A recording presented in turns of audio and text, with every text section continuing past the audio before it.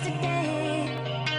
Ooh, 'cause we're worlds apart, but just the same. Step up and watch it break down. You really want it? Wanna make a scene? Show me what you mean. Let's get it started. Let me see what you got. Can you pick it up a notch? Don't think you got it. Can't handle the pressure yet. Oh, stop talking about it. Gotta make this count. Let's go. Are you ready? Are you ready for me? Are you ready? Are you ready? Are you ready to say?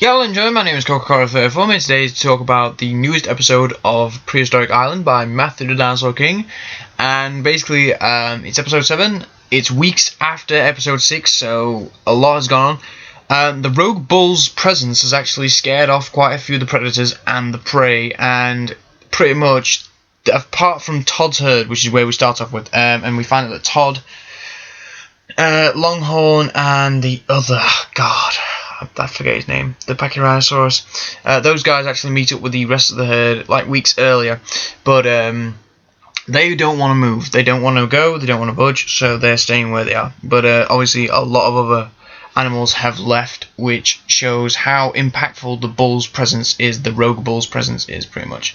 It's really, really impactful. Next up we come with Alex and Sam, and they're with the female Sauroposeidon, and it turns out now that they've actually accepted this female Sauroposeidon into their trio, so she's pretty much the third sauropod now, and you know, it kind of makes sense for Matthew to go with such a big dinosaur for a replacement, you know, with I forget his name again. Oh. Nigel, that's it, Nigel. Replacing Nigel, which is a shame, because I thought Nigel was a cool little Nigerosaurus, but Nigersaurus. But it doesn't matter. But I think now there's a bit of a problem, because Sam's pregnant and she's gonna have to lay her eggs.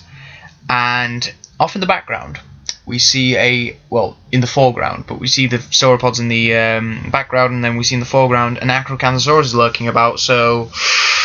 Ooh, Acrocanthosaurus could be an egg stealer, and that's not good, but we'll have to see how they get on in future episodes, but I'm really hoping that Sam doesn't lose another, like, hatchling or hatchlings in this case, because I really want her to, you know, get on with life in a good way, which I'm hoping happens, pretty much.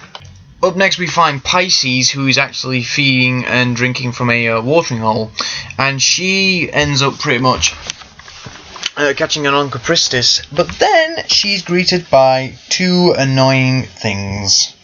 Yep, she gets interrupted by two Caprasuchuses, and then the Caprasuchus start to feel something as they begin drinking, like warding her off, because apparently Pisces has met Caprasuchus before, and she apparently doesn't like Caprasuchus.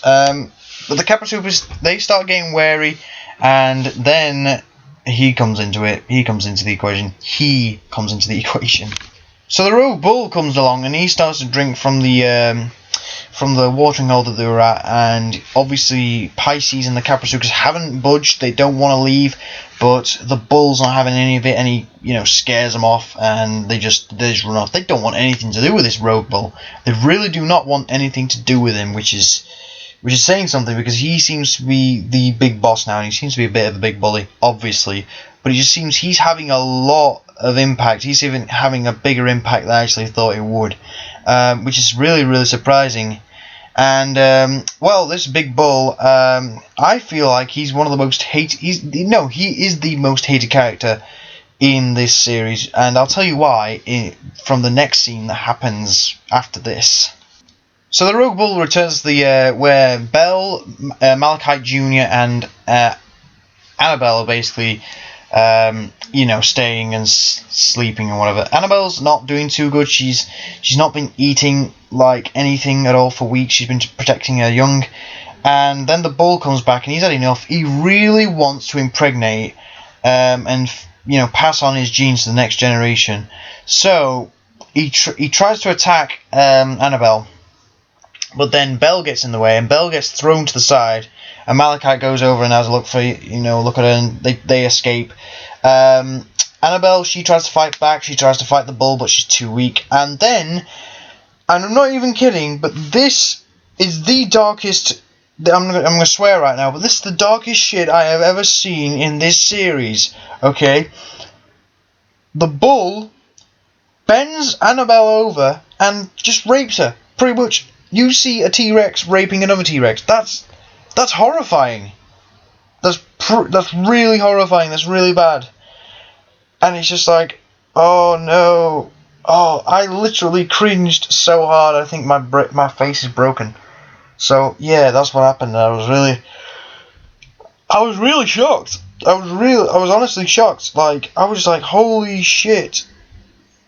The bull has just literally raped Annabelle, and that's really upsetting and really shocking at the same time. But it really grabs your attention, and to be honest, I have to, give a round of applause to Matthew for that. He's really shocked me, and I'm now really uncomfortable right now. But I tell you something, this episode was fantastic.